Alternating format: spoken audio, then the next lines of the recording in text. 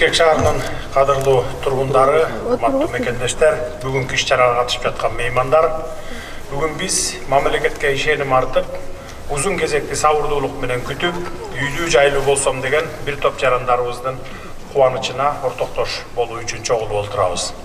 Ошондуктан эң алды маңдайы жарыла сүйүнүп турган батир ээлерин, жана алардын жакындары менен туугандарын ушул үйлөрдөн агарып көгөргүлө, ак өргөңүздөр ак жолтой болсун деп бүгүнкү майрамыңар менен чын дилимден куттуктайм. Элибиздин турмушун жакшыртуу жаатындагы ой максаттарыбыздын сап башындагы калкты жумуш орундары жана арзан турак жай менен камсыз кылууну артыкчылык катары карап келебиз. Себеби кайсы үй бүлөнү алба, балдары билим алып, кесипке үйрөнүп, эрежеге жеткенде ар бир ата-эне улам балам, ушул балам же ушул кызым ак эмгеги менен каражат тапса, үйлүү жайлуу болушса, анан бак айтып үй бүлө курушса деп басса турса тилек кылабыз.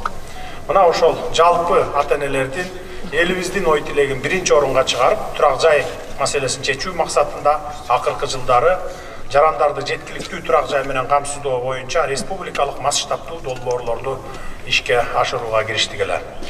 Анын алгачкысын өзүңүздөр билгендей, мындан 10 күн мурда дал ушул Борбор калабызда баштап 500дөн ашуун жаранга батирлердин ачкычтарын тапшырдык. Бүгүн ошол ийгиликтүү долбоордун уландысы катары Мурас турак жай комплексинин ачылышына күбө болуп жатабыз. Биз мамлекеттик ипотекалык компания аркылуу арзан турак жайларды куруу менен жарандарыбызды үйлүү жайлуу кылбастан, аларды социалдык жактан коргоо, татыктуу жашоо менен камсыздоо саясатын ишке ашырып жатабыз десем дагы болот.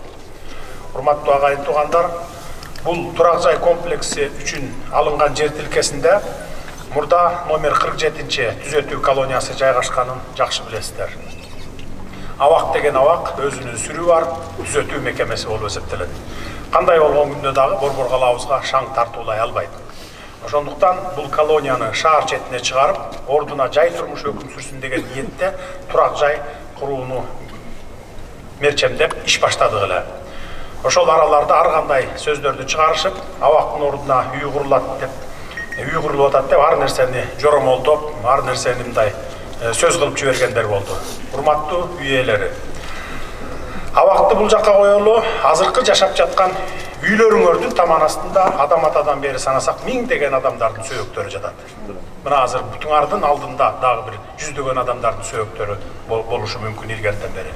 Эгер чындап келсе, дүйнө жүзүндө тоолорду кошпогондо түз жерлерде таза жер жок. Зулкарнайын деген пайгамбарыбыз көзөткөндө ошол мезгилде эле адам коюлбаган таза жерге коебуз дешип, таза жер издешкен экен. Ошондо таза жер жок болуп чыкканда, кай жер болбосун адамдардын сөөктөрү коюлган жер болгон. Ал эми адам атадан баштап бүгүнкү күнгө чейин 120 миллиард адам өтүп кетиптир дүйнөдөн. Болжол менен. Эми анын баары эле ошо бир жерге коюлган жок да. Ошо түз жерлердин баардыгына коюлуп отуруп, ал биз каерге канча адам коюлганын билбейбиз. Азыр мына бүгүнкү күндө деле араб өлкөлөрүн алсаңыздар, биринин үстүнө экинчисин, экинчисинин үстүнө үчүнчүсүн 10 жыл 15 жылдан сөөгүн жылдырып кое берет.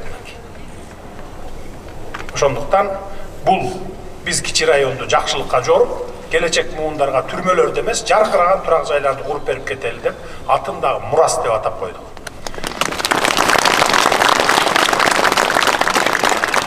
Кудай буйрса, бул